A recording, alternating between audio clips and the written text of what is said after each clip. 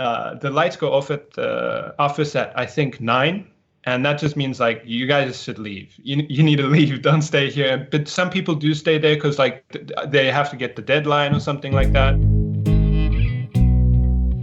Hey guys, welcome back to the KoreKara podcast, where we interview people of different backgrounds with their personal journey with Japan. And in this episode, we talked to Kean, who's a 3D animator in Japan. And he actually started his journey as an English teacher and learning Japanese with the all Japanese all the time method.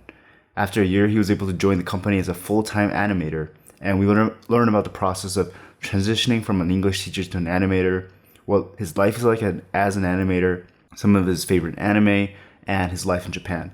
So if you guys like the podcast, please consider subscribing to us on Patreon, because we post bonus clips on there, and we also do other fun podcast episodes on there as well. And it really just helps the podcast better, because the Patreon just helps us really achieve our different goals, and we have goals of adding video and having bigger guests on. But irregardless, thanks for listening, and hope you guys enjoy the podcast.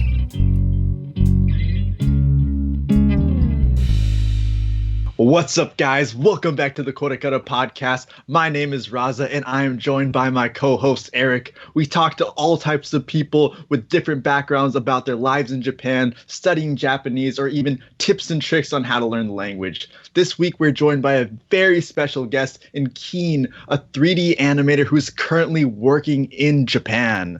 Yes, so Kean is a 3D animator in Japan who actually works at the studio that produced Ajin, Blame, and the Godzilla movies.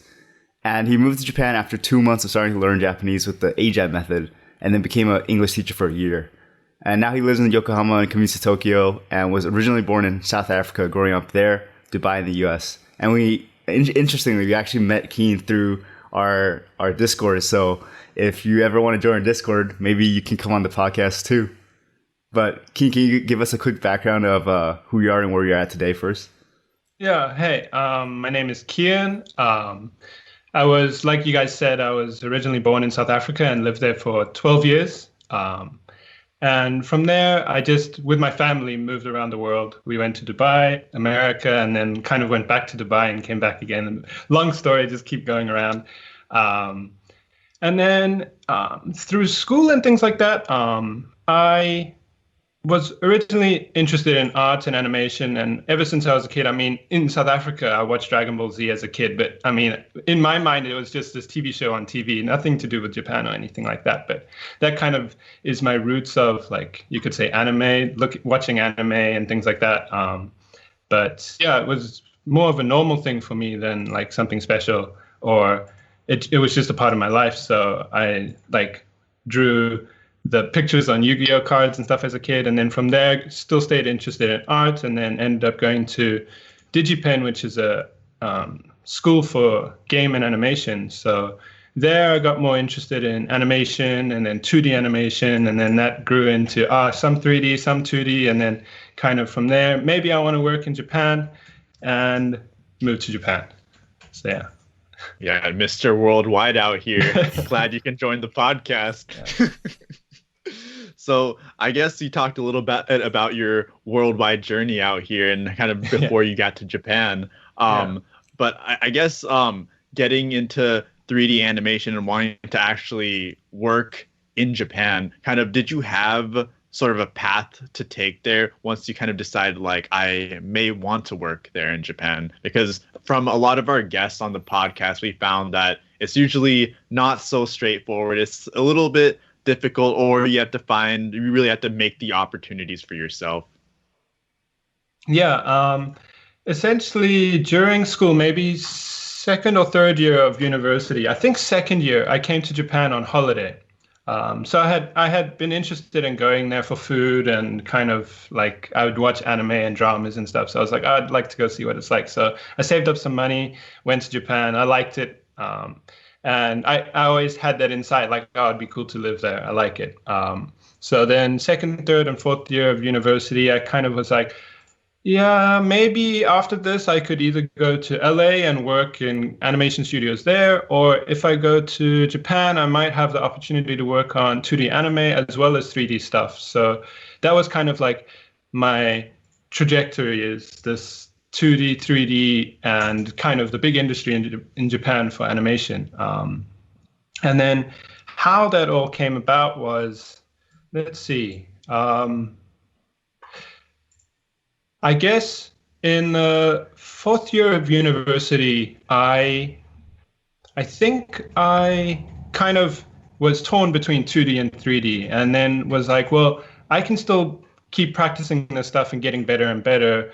And why don't I take this opportunity while I'm still young and can kind of do whatever I want and go work in Japan? So I applied for a couple of English teaching jobs. I did some research like, oh, what's the quickest way to get to Japan? And you need a visa, you need this. I was like, okay, well, what's the simplest way? So, okay, teaching English. So my first like pick would have been JET, but I couldn't actually do JET because at that time I was not American. So to apply for JET, you have to be in the country you're a citizen of to go to the JET office and apply there. So I couldn't do that. So I instead was like, okay, what's the next best thing? So I did some research and I took a gamble on Interact. So I was like, okay, let me apply for Interact. I did the whole go for interviews, do the thing, and I got through with them and it seemed legit and fun. So I was like, yeah, I'll see how it goes and go through like the process of waiting for, okay, I go through, get the certificate and things like that.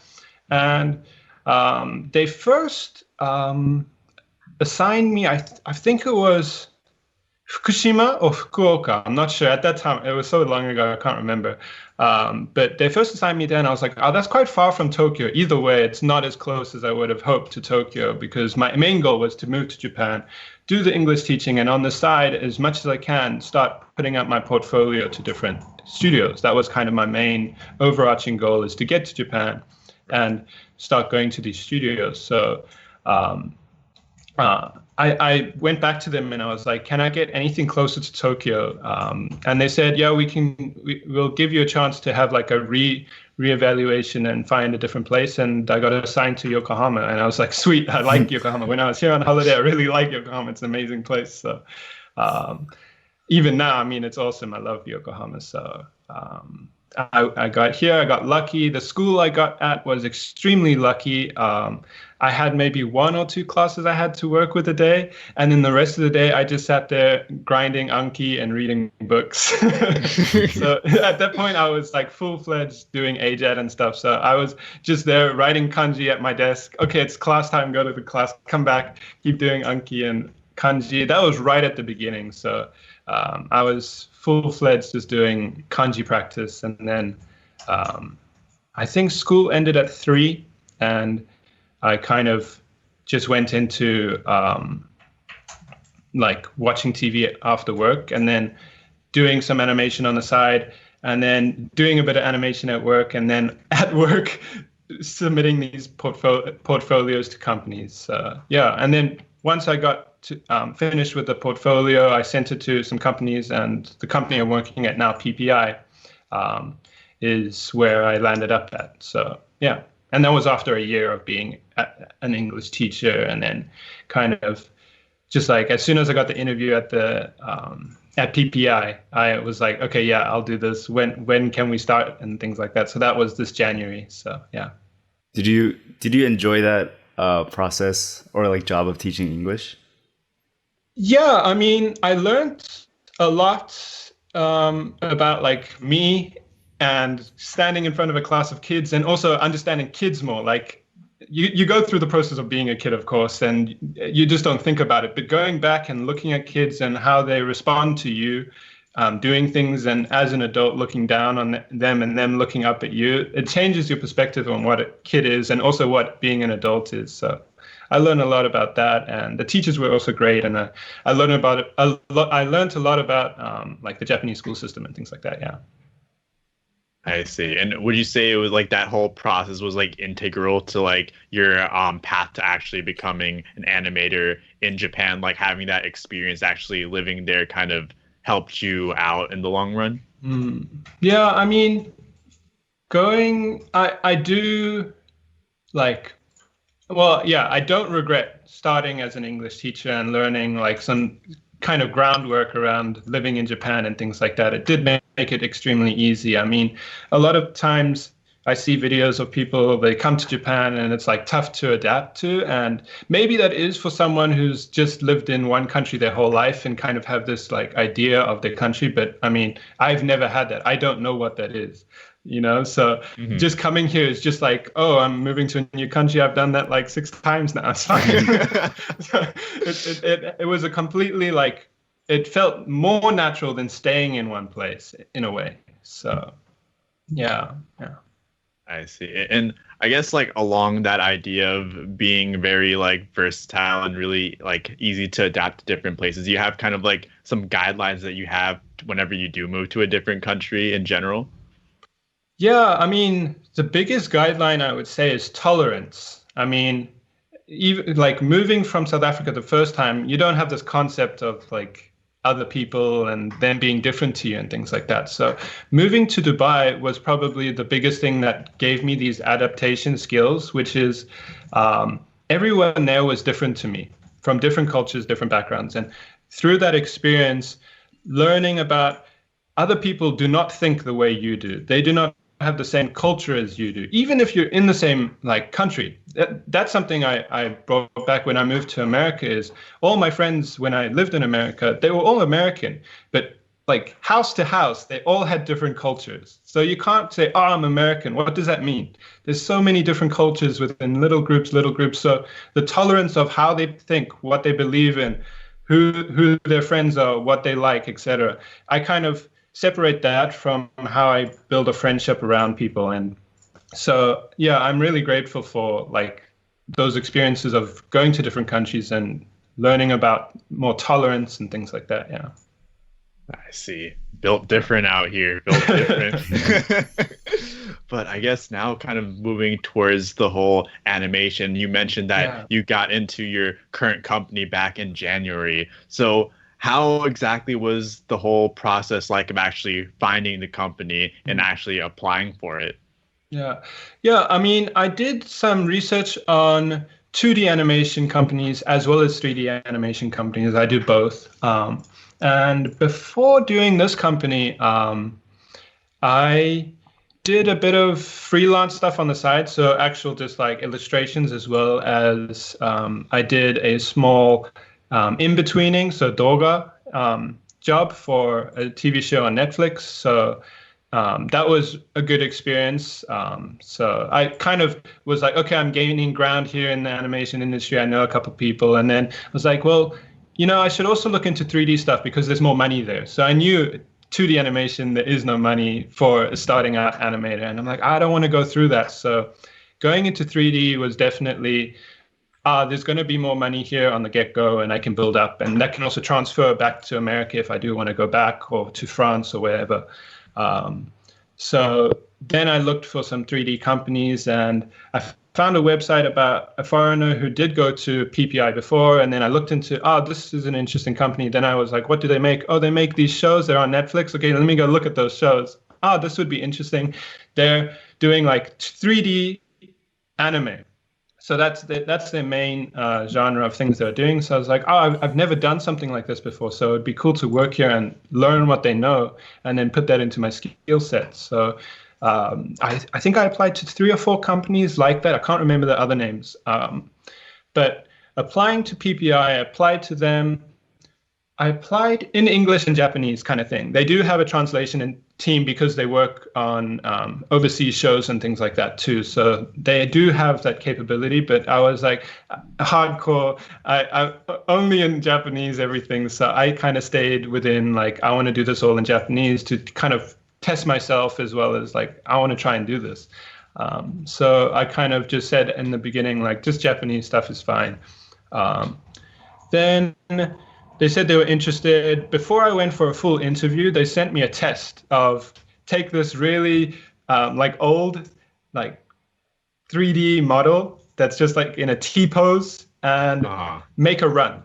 And you have like a week to do it. So make a run of this like small boxed model. There's no face, there's nothing. It's not even hands, it's boxes. And make it run. So I had a week, I made it run, I sent it to them, they sent it back saying, fix these couple things and then send it back the next day, kind of like testing my critique feedback and kind of that whole back and forth. So after doing that, I waited for a while. I was quite nervous. I was like, did I make it? I don't know. I have no clue. And then after that, I said, yeah, come in for an interview. And I went in for the interview, and the whole interview was quite interesting. At that time, I had a lot of confidence in my listening ability in Japanese, but not so much in my speaking. So they said, do you want a translator? And I said, well, a translator can come, but they don't need to translate what the other people say. If I have something like I want to say about myself and like it's like really important, then I would like to rely on a translator to get that point across at that time. So it was kind of like an interesting experience of just like this Japanese coming in and this perfect, I know what I want to say, and it gets actually translated back to them for the interview. So I was grateful for the translator being there at that time. If I didn't have the translator and it wasn't that kind of scenario, I'd probably need another 6 months to a year before I could really pull off that kind of interview. I'm sure they may have been interested in me and been like, okay, we can still work with him, but they wouldn't have got me. So, yeah. And then I got through the company that way. Yeah. I see. Wow, super interesting to hear. I never had heard of like a translator actually being there in interviews, especially in Japan. But that's super cool to hear. And I mean, another thing that really surprised me was kind of hearing that there's no money in 2D animation, when you kind of like have this kind of preconceived notion of like anime being this huge thing. But that's so crazy to me. But I can definitely see how 3D animation definitely has all the money, especially with Netflix and all the money kind of being thrown there right now. And I mean, really creating a lot of really big and great works coming out now and towards the future. And I guess like when you were in like the interview, was it kind of like, you've heard all these stories about like the traditional Japanese interview process. Did you really have those like three, like that panel of judges kind of staring you down and kind of asking you questions one by one, or was it kind of more maybe westernized to your understanding? Yeah, I would say, well, the whole time, the interview process, I actually have a funny story about this too. I'll mix in is, so I go through the interview, I get there, I'm in my suit because I'm like, it's Japan, I should wear a suit to this interview. Every interview before this in America, I've like worn shorts and t-shirt and flip-flops, just go, hey, what's up, man? Like that's how I did before, but yeah, I was like, okay, I should wear a suit. I have a suit because I was doing English teaching and stuff. So I'll wear my suit. I'll go to the interview. I'll have as proper as I can go there. So I get to the interview. I go into the meeting room. It's just a meeting room. It's not like like the traditional Japanese like hiring room with a board of judges. So I sat there. No one was there for a bit, and then two guys came in. My boss, and I think he's like the lead director of the department I'm in. And they sit down across from me, and I was extremely shocked because they have like dyed hair, beards and stuff. I'm like, oh, okay, this is like more Western style kind of thing. Okay, it's a bit more relaxed. So at that moment, I was like, well, now it feels strange wearing a suit. So the interview was extremely like simply, oh, is this guy someone we can work with? Is he crazy? Like, can we have like a proper working relationship here? So it was more like that kind of interview rather than what is your like your abilities, strengths and weaknesses. It's more like, oh, what anime do you like? Oh, I like these. Oh, that's cool. I do too. And going down that kind of route. And so, yeah. Also, like, how much Japanese would you say is required for your job? Because especially with them offering to have a translator, it sounds like maybe they would hire some foreigners who maybe don't speak any Japanese. Oh, yeah. So actually, the time that I was hired for the animation department, when I was hired, I would have been the only foreigner being hired at that time in the animation department. In the like production department and international relations, there's foreigners there. But for the longest time, they hadn't had too many foreigners in the animation department. And I guess, yeah. The translators are there for translating like actual works, so like the voice actors, staff, etc., like that, as well as documents for overseas clients and things like that, as well as meetings with the directors overseas, etc. So there's that side of that. So the translators are there. So those can also be used for employees. So at the time of being hired, there was no other foreigners, but when I actually entered the company in January, there were two other foreigners on the team I was working on, and they had no Japanese ability. They just came from their countries. So in a way, if I knew about PPI, I could have come from America and been hired into this company with no Japanese ability if I wanted to. I mean, it is more of a struggle because the communication is twice as hard, twice as long, et cetera, like that, as well as if there's no need for a translator on the team, then that animator or that person would not be able to like work on that project, sort of thing. So it is kind of, if you want to be a fully like usable employee, being fluent is definitely a must. So yeah. Nice. But being hired at least at Polygon Pictures, it is a place where foreigners are welcomed. Yeah. I see. What a great fit. And I mean, speaking of that, like again, another kind of Japanese stereotype that you hear about all the time is the Japanese workplace. And you've heard all the, maybe there's some good stories, there's some bad stories, there's a lot of, it's really infamous. We'll keep it at that. But I guess kind of at Polygon, have you had any one of those kind of, maybe I won't say bad experiences, but kind of a Japanese work environment experience? Yeah, I would say not at all. I would say in my experience, I've been extremely lucky with the hand I've been dealt with coming to Japan and the English teaching and this company. My CEO did an interview the other day about, I think maybe a month and a half ago or 2 months ago, about like COVID and like the adapting to remote work and things like that. And I mean, even before all of this pandemic stuff, my company was on flex time. So contracted employees or real employees, like you can show up at, well, there's like a core time of, you need to be there from whatever, like I think it's 11 to 3, because that's when like there's going to be meetings or something. But other than that, if you take 2 hours off to go do something, you can come back and like continue that time. But there's no really overtime. The office, like the lights, I think my CEO also said this, I think it's fine, I say it, is the lights go off at the office at, I think, 9. And that just means like you guys should leave. You need to leave. Don't stay here. But some people do stay there because like they have to get the deadline or something like that. And so the lights go off, but they'll put the light on by their computer and things like that. But there's no like, you guys should stay extra or do that. It's more if there's a crunch for a real deadline, because I mean, it's the animation industry, or I mean, it's the entertainment industry. There is a deadline. We have to release this. So there is those times where you do need to crunch. So other than that, I would say it's extremely, compared to the horror stories you've heard, it's complete opposite, I would say. And within the pandemic as well, as soon as like our remote work and things like that could be feasible, we're like, okay, we're doing it. They even gave like employees who didn't have computers at home, like rentals, etc. Everyone, let's get to work at home. We shouldn't even come to the office. And I think during that big time in Japan where it was like, no, you can't go to work. I think during the, what was it? The Sengen, Nantoka, the state of emergency. Yeah, that's it.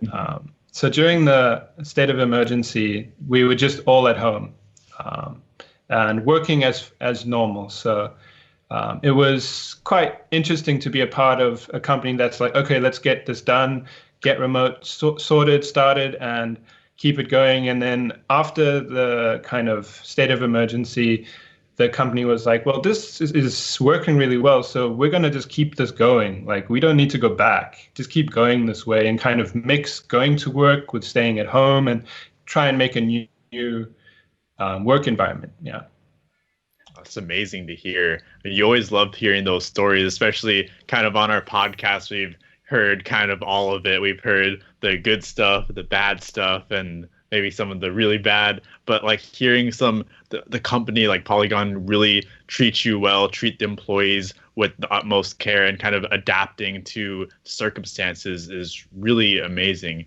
And I guess going towards that, like in your specific job, actually. So let's talk more about how you specifically kind of get your deadlines done, actually. So in terms of your job specifically, what do you do in kind of this whole kind of environment of getting this getting the production done to have everyone watch and be entertained?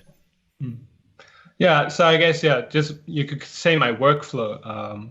So as a 3D animator, I did quite a lot of research on what's the best workflow in like the animation industry for 3D, especially like focusing on building a nice workflow. Some people get really, really picky about this. So there's a lot of good information about what's the best way to approach starting animation. And I mean, I spend a lot of time planning and going, okay, so how are the characters going to move? What do they feel? And what are their motivations? What is their connection and relationship to the other characters and the point in time in the show? Like, is it the beginning where everything's happy, or is their father died and they're about to kill the bad guy? Like, you need to know the point in the show for the emotions to come through and feel like it flows through the show or movie.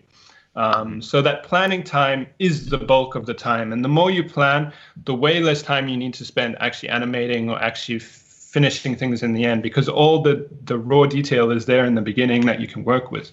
So I would say anyone who's interested in animation or things like that is do not mess around with planning. That it sounds boring, but it is the best time and the most fun you can build into your shot or build into your animation.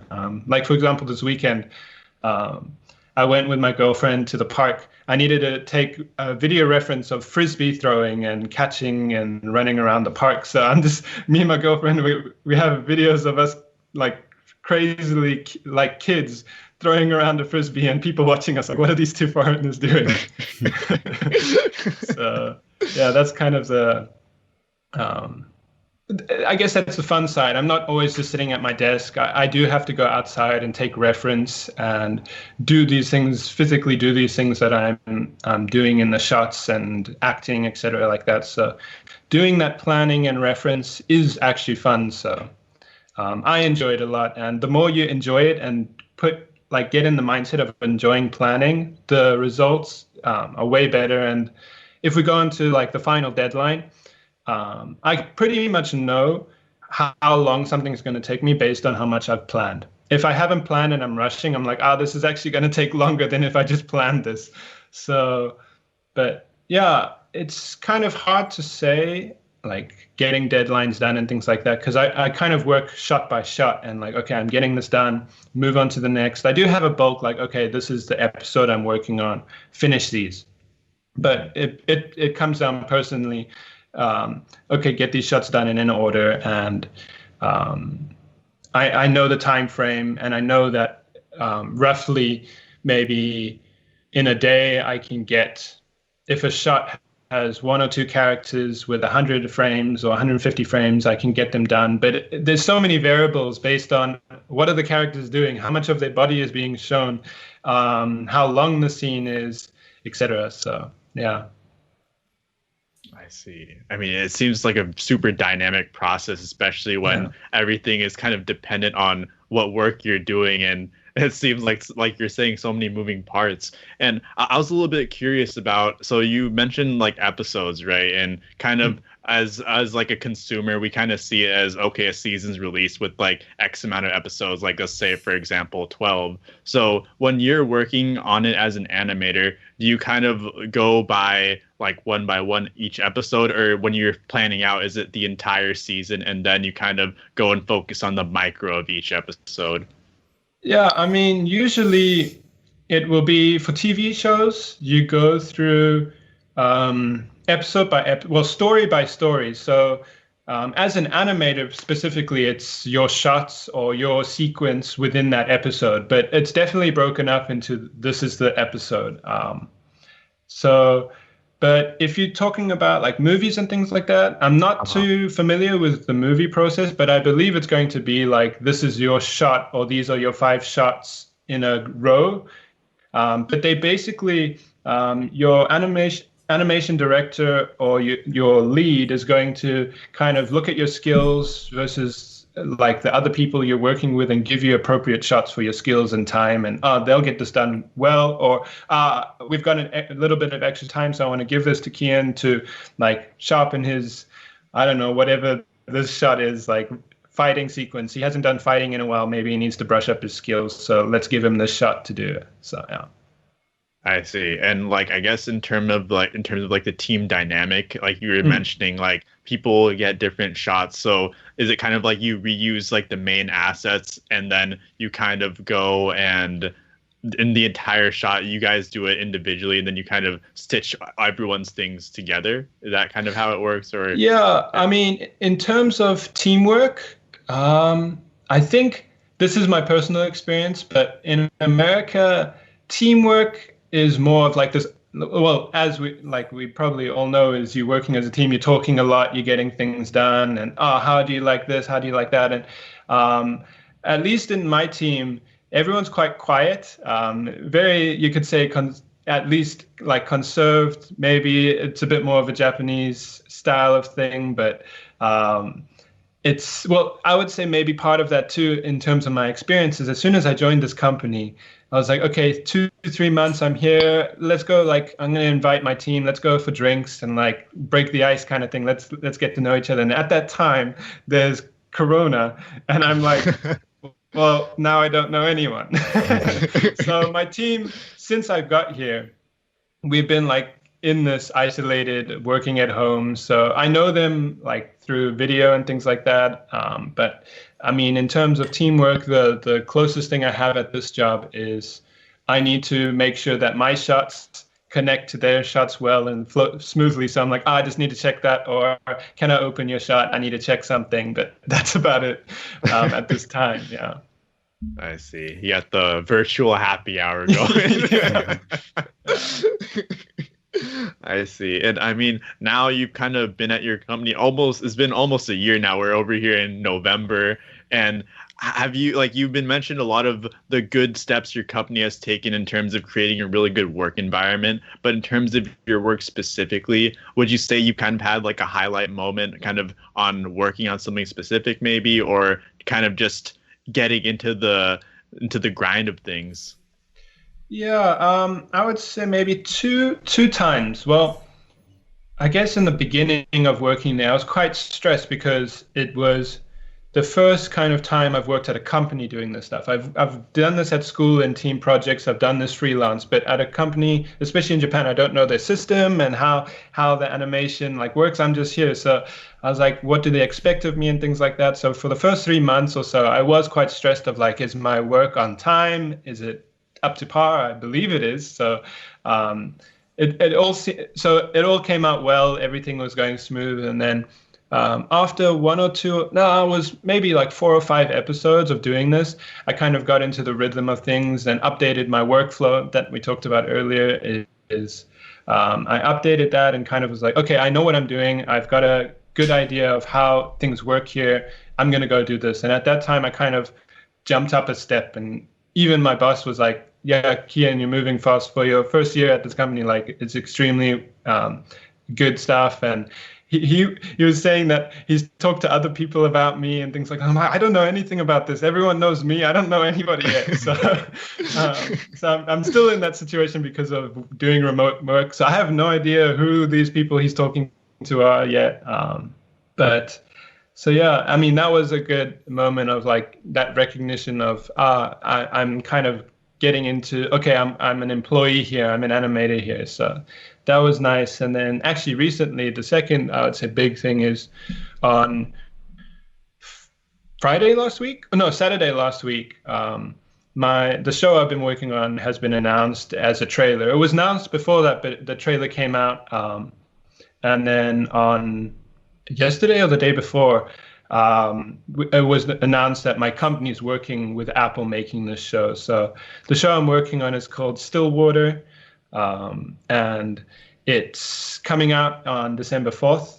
So it's a kids show, but it's done really well. So if you look at the trailer, you can see it's not like your usual Dora the Explorer. What's that over there? It's a cat. Let's get it. It's not like that. It's very much like within this world, and kind of you're looking at these kids. So yeah, if you watch the trailer, you'll see. So it's called Stillwater. Yeah. Yeah, we'll link it in the description. Have all the KoreKara listeners check it out. Super excited for it. I mean, it's a big surprise for us too. We just found out, so right after we're done recording, I'll go watch the trailer myself. I see. I mean, that's.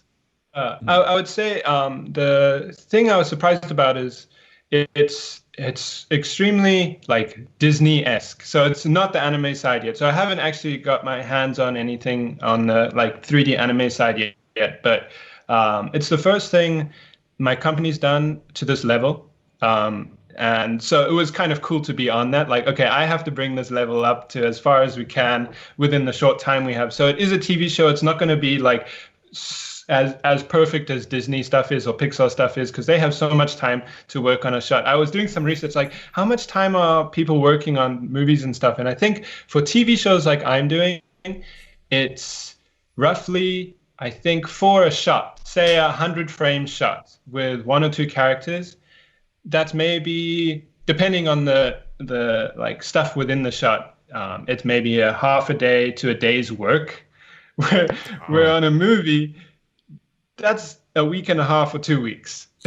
Wow. So the difference is huge. You have 2 or 3 days to do planning and reference. Then you start blocking, and you send that to your director, and your director looks at the blocking, and you talk to them, and you get the blocking done. Then you go into, okay, I'm actually building this animation, and you get it to the perfect crisp stuff after a week or 2. So I haven't worked on that kind of stuff yet, but compared to what I'm doing now, that's like maybe 5 to 10 times more time on a shot than I do. So yeah, we have to work fast. So for what speed we're working at, I think it's really good quality. So yeah. I see. I mean, that kind of reminds me of like, I know like, for like a consumer like me, like we always hear the word like budget tossed around. And I mean, like in like a business sense, I know exactly everything that has to do with the budget, right? But from like an animator's perspective, what exactly does having like a quote unquote big budget entail? Like you're mentioning like shots take more time. So what does it mean? Like what exactly are the resources you're given to like a big budget versus like a lower budget? And kind of in what the setting you're working in, what would you say the budget you're kind of allocated is? Kind of like what level would that be? Yeah, I mean, I can talk about, you could say there's like 3 levels. I'll say 4 levels. So you have like really limited 3D animation. I won't talk about 2D. I'll just talk about 3D. So you have limited 3D animation where you just got to grind this out and get a TV show for kids to watch to make money. So that kind of thing, you need to be making 2 or 3 shots a day. I'm not sure what the budgets are. I don't know the numbers and things like that, but that's like very low. You just gotta, the teams are not making a lot of money and they're just grinding out animation. It's almost just for fun. The animators are doing it. It's like just because they like animation, and it's hard. Then you have like that middle tier of, I would say I'm at the upper middle tier of that animation stuff, and for TV shows. So you have the TV show level, and in TV show level, you have like with episodes, TV shows, and then you also have like direct to TV movies. And so that's kind of like that, the 2 sections in the middle class of those direct to TV movies are not good enough, or like not enough budget to get on the big screen, but they're good. And today with Netflix and stuff, those direct to TV, it's almost non-existent. It just goes to Netflix. It's the same as going to the movies in a way.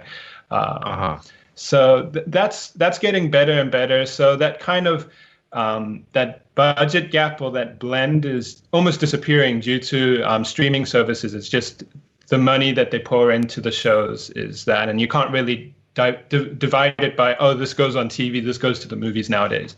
But I if we're talking a bit about the traditional way, it's more like that.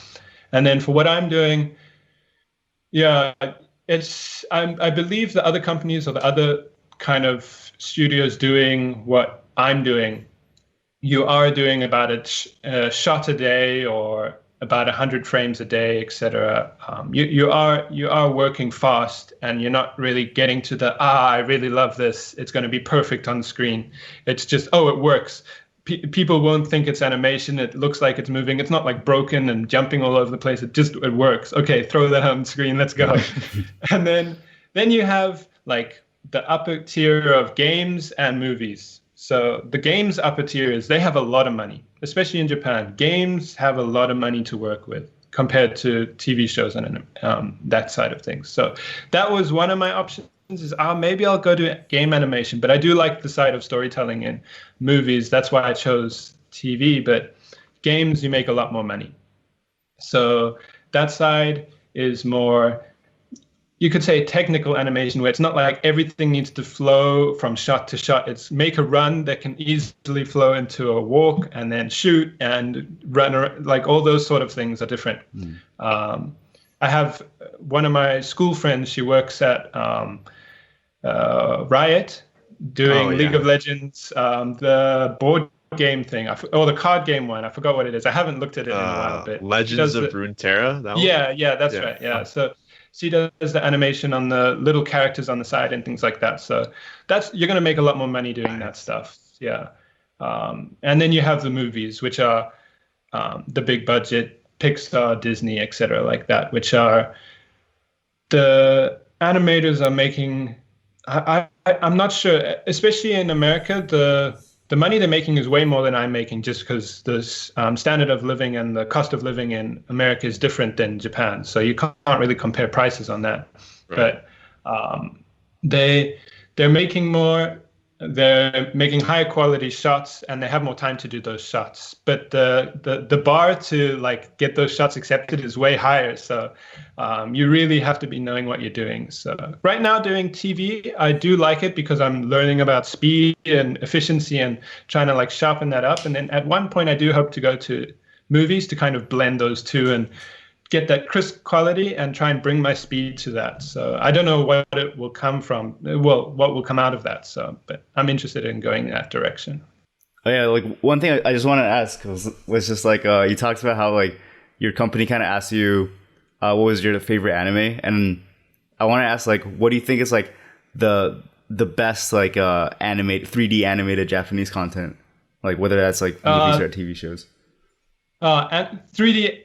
Like Japanese stuff. Yeah. Okay. Recently, 3D animated.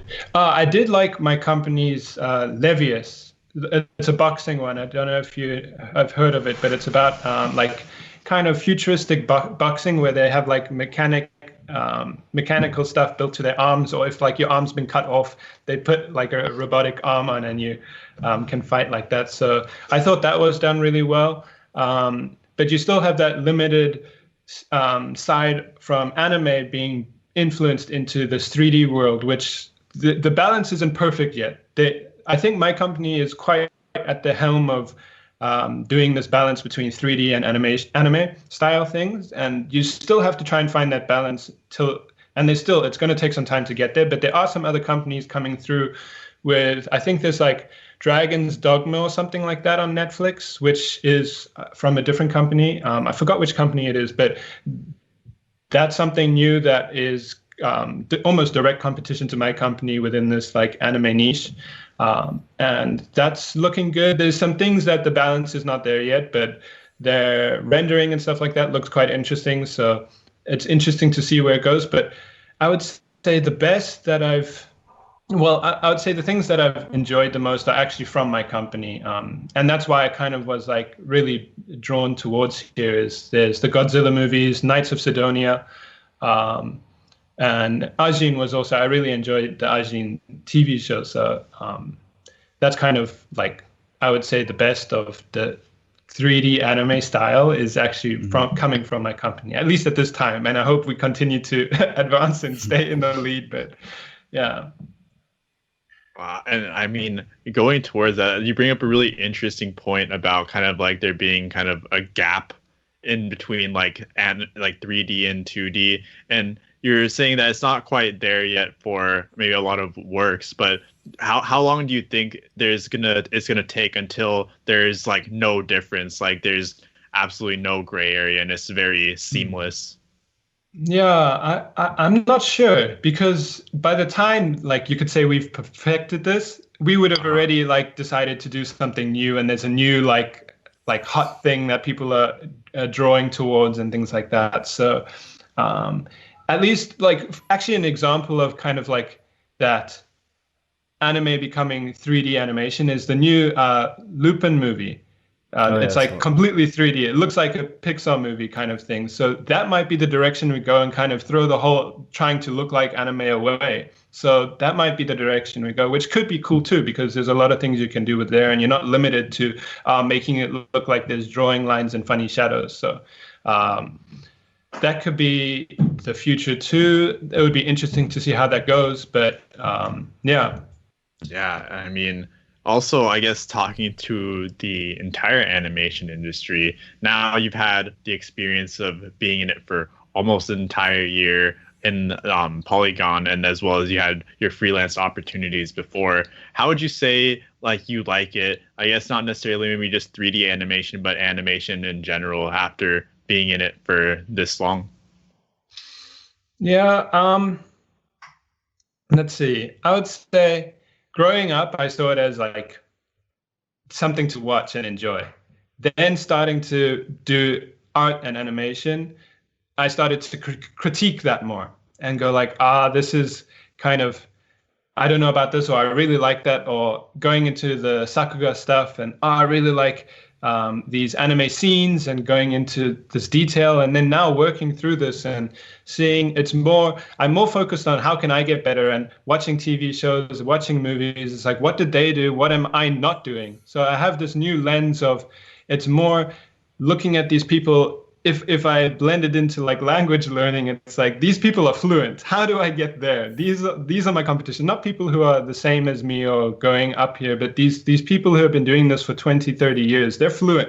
How am I going to get there?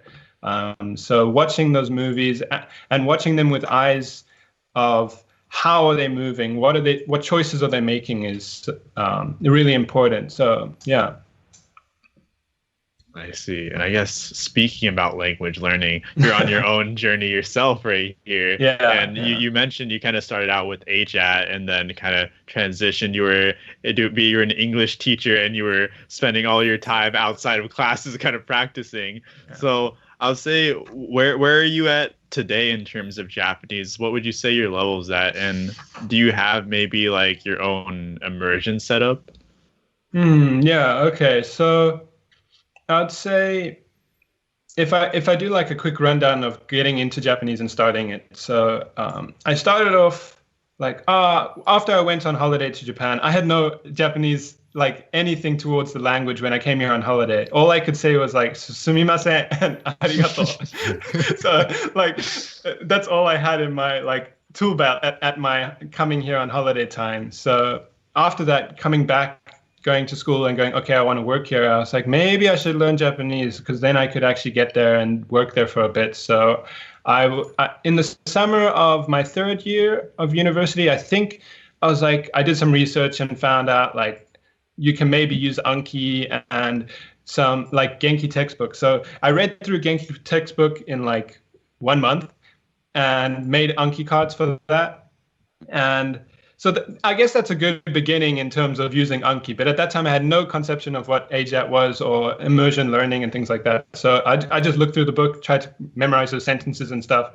Then I was like, okay, maybe I should take a class at school. So I signed up for a class, and the class was just reviewing what I just learned in 1 month in this book. So I just like got good grades and was like, it's just some free time that like takes my mind off of the other work I'm doing. So I didn't really learn anything that year other than like, maybe I learned hiragana and katakana and how to say like like just basic stuff like watashi nantoka nantoka. So at that point, that's kind of all I had. And then at the end of university, I think I stumbled upon, I was looking for more like, how do I actually get better? And I think I found some Reddit posts about mentioning AJAT, and I'm like, what the heck is AJAT? And people were like bashing it and stuff. I'm like, oh, this seems sketchy, but let me go check it out. I don't believe what these people say. I want to read it myself. So I go to the website, and it's so hard to like find where to go. Like, I just was like, this seems strange. I don't know what this is. I don't even know what to read yet. So I just closed it at that point. So I think another couple of weeks went by. And then because I probably searched that stuff on YouTube long ago, Matt versus Japan made a video like why RTK is the best way or something like that. The kanji, learning kanji using RTK is good, wanikani is bad. I watched that and I was like, maybe I should look at this AJAT thing again. And then I saw he had something about the table of contents and how to read it. So I went, okay, let me actually read this stuff. So I went and read AJAT, and I was like, oh, this actually makes sense. So I started to look at other YouTubers, Brit versus Japan and things like that. How did they do it? And I got into that, and as soon as kind of like it clicked, in that first reading of AJAT and looking at those other YouTubers, like, I can do this, I get it. And from then I just like turned on Netflix and just started immersing from that day and didn't stop. Went really hardcore in kanji for 3 months, and then just went into sentence mining and immersing all day. And I would say my ability now, I'm happy with my progress. Everyone says like, they're not where they are yet, or they at this point they thought they would be fluent, but they're not. But you're happy. So I'm in that place too. Is I'm not where when I first started this. After 18 months, I'm gonna be perfect. Like that idea is just that idea of perfect is definitely not there. But I am happy with how much I know and how much I can use and my ability. I mean, I read novels all day. I think at this point, I can read like 1 volume of manga in 30 minutes to an hour. It just go through a couple a day. I mean, I don't have much time to do that right now. So I spend my evenings watching movies. My mornings, I do Anki, and I read for an hour and a half, some novels. I don't read light novels. I just read novels. And so yeah, I've kind of just got into a groove of you could say my routine is do Anki in the morning. I read for two hours if I can of a novel, and then throughout the day, if I have 5 minutes here or there, I'll read manga on the side. I read everything on my Kindle, so it's really convenient to just switch over to I'm reading manga or I'm reading a novel, and then at night, I always switch to TV, so movies or TV shows. I guess when I wake up, instead of looking at my phone, which I used to just wake up, look at my phone for an hour, and then wake up, I leave my phone in the kitchen. I wake up because I have to go switch the alarm off. It's in the kitchen. I have to go get my phone, and then I put my phone away, and I go watch TV.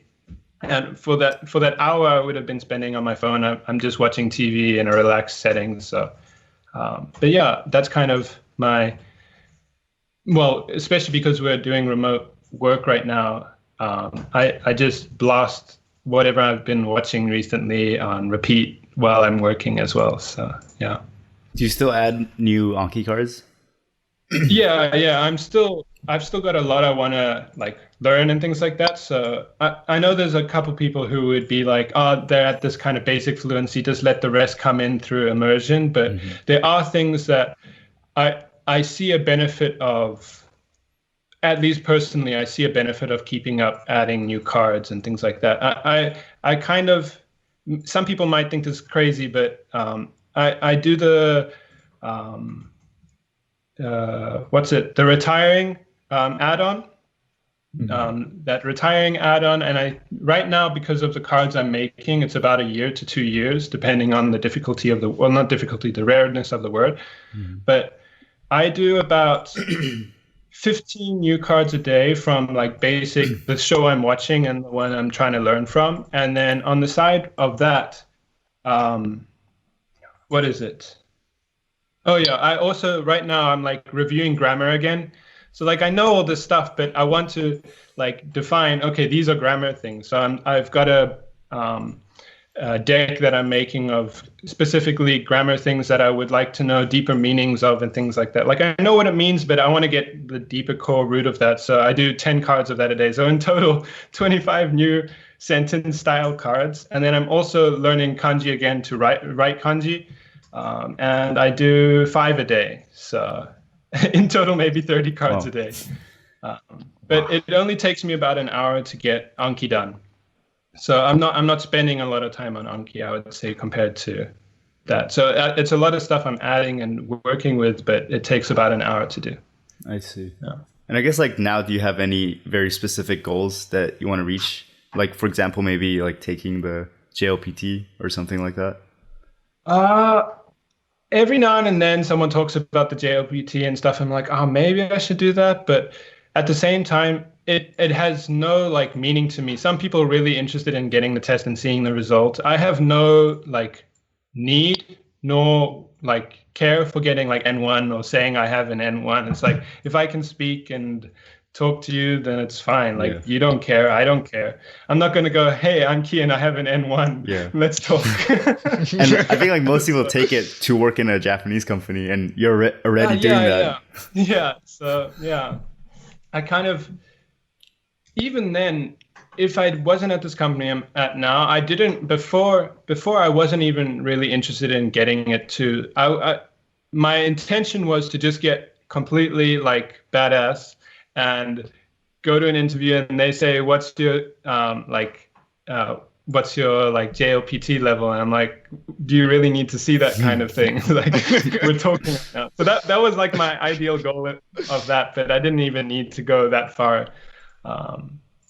So yeah, tests and things like that or goals, I don't really have too much. I mean, I do want to be completely able to express myself, as well as one of my goals is to make a manga at some point in the future, not to be like serialized or something like that, but just as a hobby, build something up and then maybe publish it at some time in a more serious way, not like as like a professional animator. I have the skill set of like what like professional level is. So like, okay, I've worked on that on this. When I was a kid, I wanted to make a manga. So why don't I do that as a hobby in the future in Japanese? And kind of my goal is to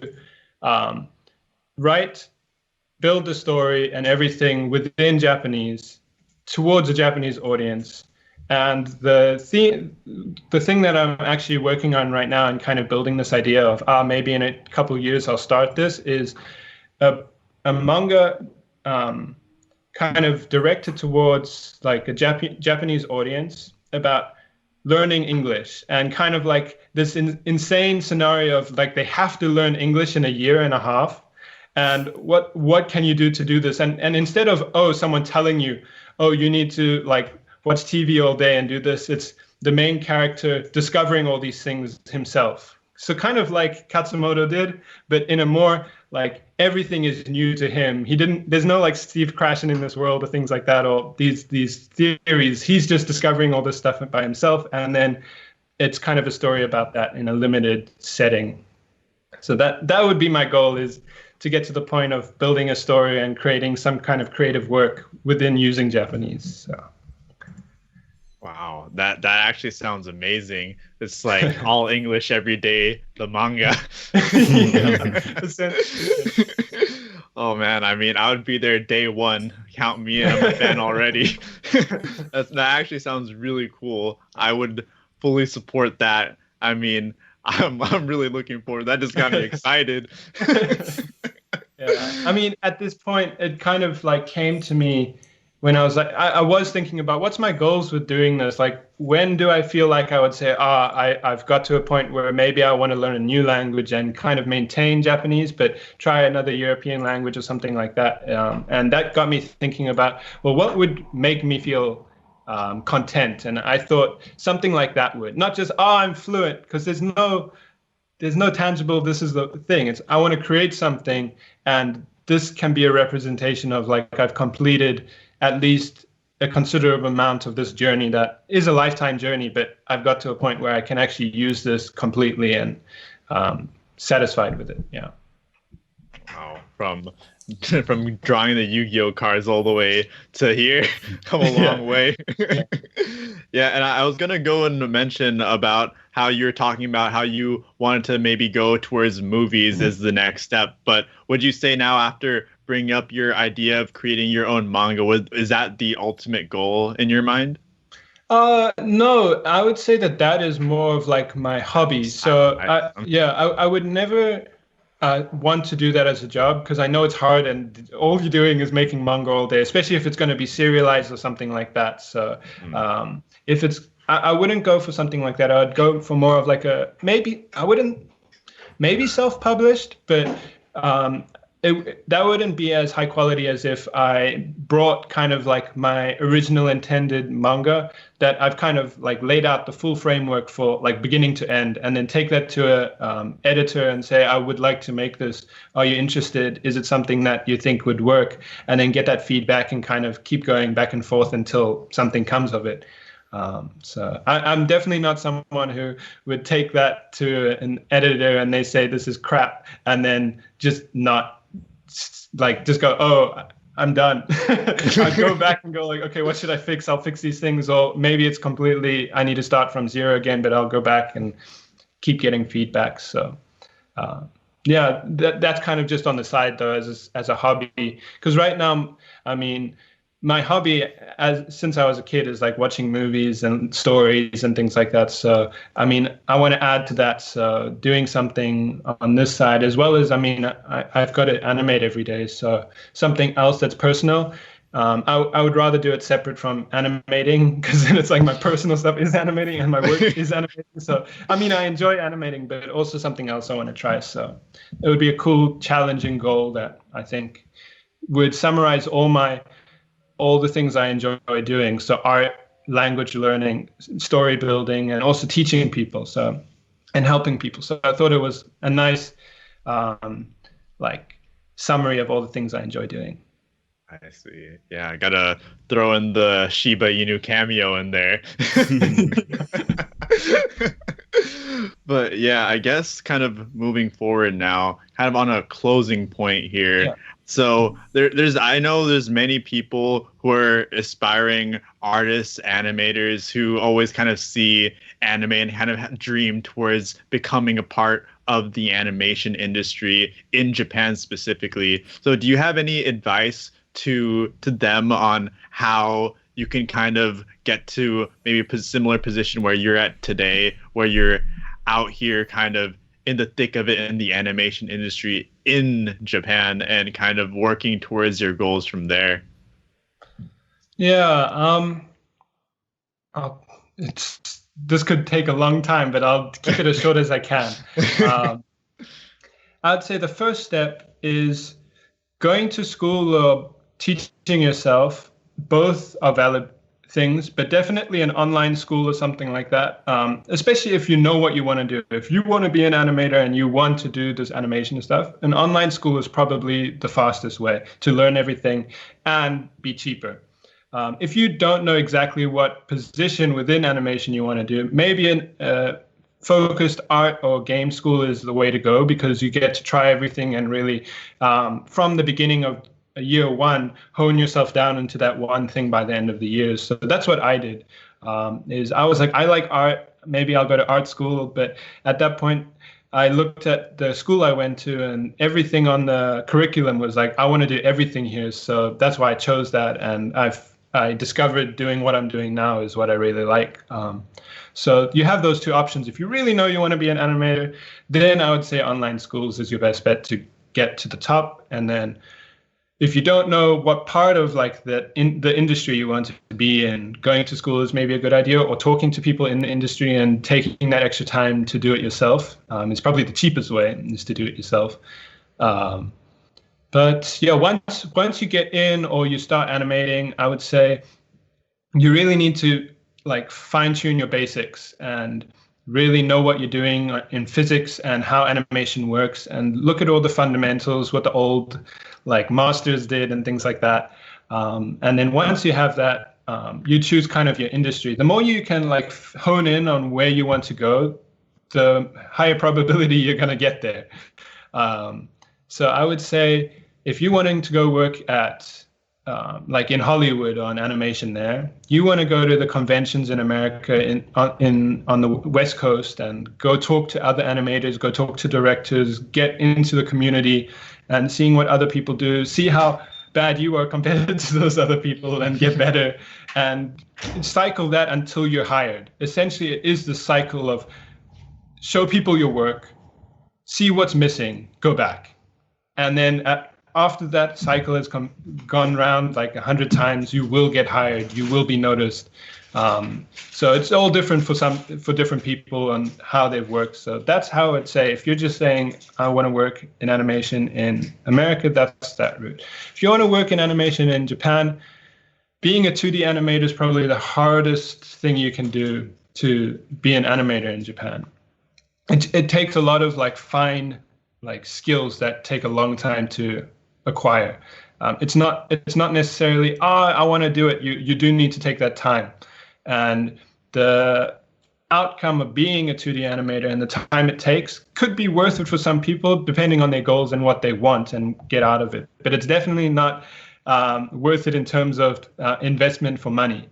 So if you're investing that time to become an animator to then make money in the future, it's not the best way to invest that time. If you want to stay in animation, invest that time and get some kind of like monetary value out of that in the future to like support yourself in a good environment. Game animation or 3D animation is definitely the better option to do, whether it's America or Japan. Yeah.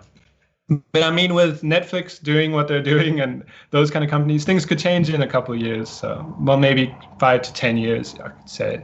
Yeah. Those are the routes that you could take. Yeah.